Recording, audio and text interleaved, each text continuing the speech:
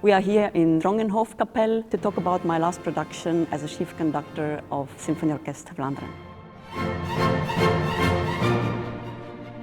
Beethoven forced why to do it as in the last production. I find it has something poetic, this idea. The Fourth Symphony is often overlooked, but it has in it such grace and intelligence and charm, just like our orchestra. It's not like a big dramatic ending, but an elegant and joyful one full of gratitude.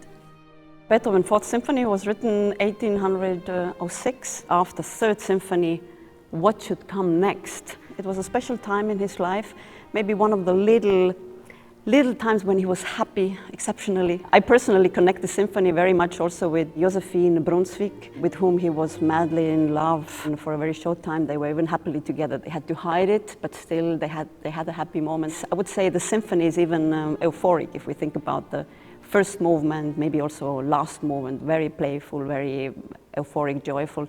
I would say second movement is maybe my favorite, full of love and lyricism. It's just incredible. There is a huge abyss waiting for him. I think he was aware of that. It has the depth and the dramatism even in this very joyful expression. There are many parallels between Mahlers 4 and Beethoven's Fourth Symphony. This last movement, das himmlische Leben, is the core, the heart of the symphony. The text is how a child sees the life, sees the paradise, how the paradise should be. And it is innocent, partly even funny. The first movement is light, one could say a little bit even childish sometimes. That's why people also say it's very untypical Mahler symphony, and sometimes people say it's the classical one. It doesn't use trombones, for example, and it's lighter, it has a smaller orchestra.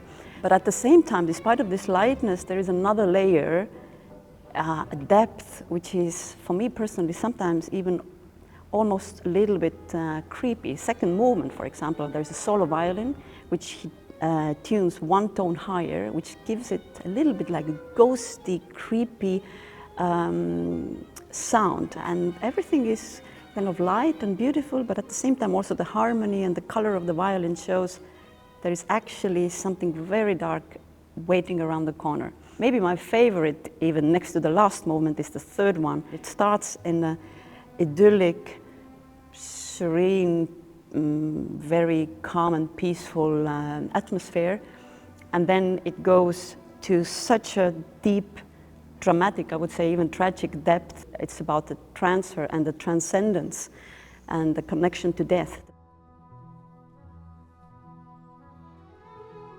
I'm especially happy that we could win Chen Reiss for this production. I have been lucky for being able to work with her before. I think she's a perfect match for our orchestra, but especially also for this piece. Her voice is absolutely unique. The purity and the clarity of the voice is connected to a depth, which is exactly what this piece needs.